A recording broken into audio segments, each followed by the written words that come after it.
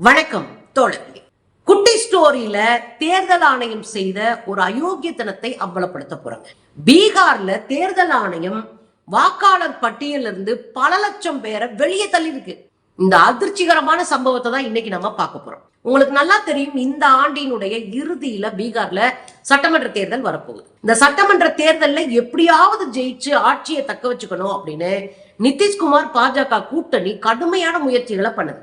அதுல உள்ளடி வேலையா என்ன பண்றாங்க அப்படின்னா, நாங்க வந்து வாக்காளர் பட்டியல திருத்துறோன்ற பேர்ல இப்ப உள்ள நுழைஞ்சுக்கிட்டு ஒரு 2 மாச இடைவெளிக்குள்ள பல உள்ளடி வேலைகளை பார்த்திருக்கு.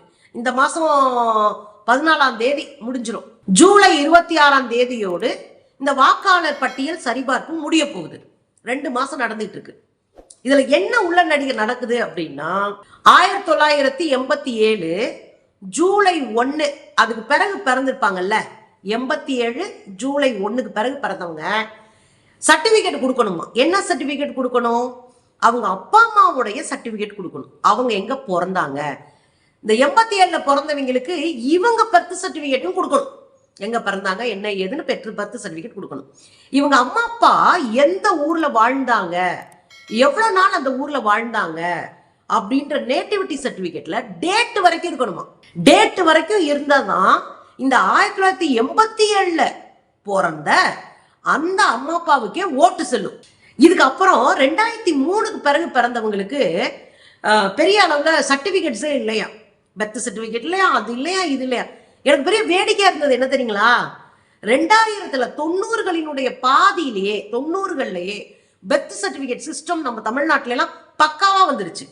2000கள்ல எல்லாம் 2003 2000 என் பையன் பிறந்த காலகட்டம் அது.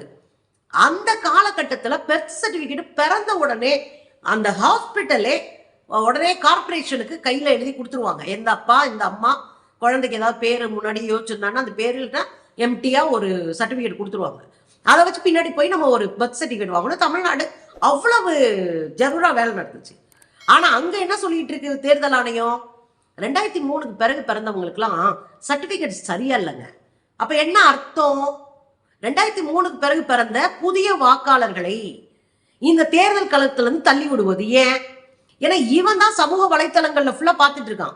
அப்ப பீகாரினுடைய கள நிலவரத்தை உலக மக்கள் எப்படி பாக்குறாங்க, என்ன நடந்துட்டு இருக்கு பீகார்லன்றது இவன் ஓரளவுக்கு தெரிஞ்சுக்கிறான். தெரிஞ்சுக்கிட்டு அதன் மூலமா ஒரு கருத்துக்கு வர்றான். சோ புதிய வாக்காளர்களை எல்லாம் இதுல இருந்து ஓரம் கட்டணும் அப்படின்றதுல தெளிவா இருக்கிறாங்க. 2வது, உழைக்கிற மக்கள், ஏழை எளிய மக்கள், விவசாயிகள், தொழிலாளர்கள், இவங்களை எல்லாம் இந்த ஓட்டர் லிஸ்ட்ல இருந்து அப்புறப்படுத்த ஆரம்பிச்சிட்டோம். நீங்க சர்டிபிகேட் கேக்குறீங்கல்ல, எங்க 87ல பிறந்தவங்களுக்கு அம்மா அப்பா சர்டிபிகேட் கேட்டா அன்னைக்கெல்லாம் சர்டிபிகேட் எங்க போவான்? 2003ல பிறந்தவனுக்கே பீகார்ல சர்டிபிகேட் இல்லைன்னா 87ல பிறந்த பிள்ளையோடைய அப்பா அம்மா 60கள்ல பிறந்திருப்பாங்க, அவங்களுக்கு எங்க சர்டிபிகேட் இருக்கும்? அப்ப அந்த சர்டிபிகேட் இல்ல, சோ உனக்கு ஓட்டு இல்ல. புரியுதுங்களா? அப்ப எப்படி சுத்தி சுத்தி கழிச்சு கட்டுறாங்க அப்படின்னா, சர்டிபிகேட்ன்ற பெயர்ல ஓட்டர் லிஸ்ட்ல இருந்து பலரையும் நீக்குகிற அயோக்கியத்தனத்தை செய்கிறது. இது சட்ட விரோதம். சரியா? எங்களுக்கு பர்த் சர்டிபிகேட் இல்ல, அதெல்லாம் இல்ல, மற்ற ஆதாரங்கள் இருக்கும்ல, ஒரு கரண்ட் பில் கட்டியிருப்போம், அரசாங்கத்திட்ட அதுக்கு ஒரு ஆவணம் பெற்றிருப்போம், அப்படி இல்லையா ஒரு கேஸ் பில் வச்சிருப்போம், இல்லையா ஒரு பேங்க் அக்கௌண்ட் வச்சிருப்போம், ஒரு ஊர்ல நம்ம இருந்தோன்றதுக்கு, இல்லையா வேற ரேஷன் கார்டு வச்சிருப்போம், ஏதோ ஒரு பிற ஆதாரங்கள் இருக்கும்ல, ஒரு பாஸ்போர்ட் இருக்கலாம், பிற ஆதாரங்கள் அதுல இல்லை, சேர்க்கப்படல.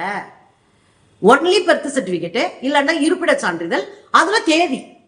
நீங்க 60கள்ல அவங்க அம்மா அப்பா இருந்தாங்கன்னு என்ன சர்டிபிகேட்டை 87ல பிறந்தவங்க கொடுக்க முடியும்? அப்ப தெளிவா திட்டமிட்டு நீங்க இன்னொரு விஷயம் யோசிங்க. உழைக்கிற மக்கள் எங்க போய் சர்டிபிகேட் வாங்குவான்? அவன் மிஞ்சி போனா ரேஷன் கார்டு வச்சிருப்பான், பர்த் சர்டிபிகேட் அவன் எங்க போவான்? ஆனா தமிழ்நாடா எல்லாத்தையும் தேடி வாங்கி வைக்கிறதுக்கு. அவன் பீகாரு இன்னைக்கும் கல்வி அறிவில் பின்தங்கி கிடக்குறாங்க. இன்னைக்கும் பொருளாதாரத்துல சுய காலில் நிக்க முடியாம தவிச்சு போய் உலகம் புறம் போயிட்டு இருக்கிறாங்க. அது குறிப்பா தமிழ்நாட்டுக்குள்ள நிறைய பீகாரிஸ் தான் வர்றாங்க. அப்ப அவங்க கிட்ட போய் நீங்க ஒரு சர்டிபிகேட் கேட்டீங்க, ஓட்டு பண்ணணும் 2 மாசத்துல இந்த சர்டிபிகேட் கொடுனா, எங்க போய் வாங்குவான்? எங்க போய்ங்க வாங்குவான்? 2003ல பிறந்த குழந்தைங்களுக்கு இப்ப எவ்வளவு வயசு இருக்கும்? 23 வயசு இருக்கும். இந்த குழந்தைங்க எங்க போய் சர்டிபிகேட் வாங்க? சரி, அவங்க அப்பா ஆத்தா போய் சர்டிபிகேட் வாங்கலன்னா அவங்களுக்கு ஓட்டு இல்ல. அப்ப கொத்து கொத்தா குடும்பம் குடும்பமா பல லட்சம் ஓட்டுகளை காலி பண்ற அயோக்கியத்தனத்தை பண்ணுது.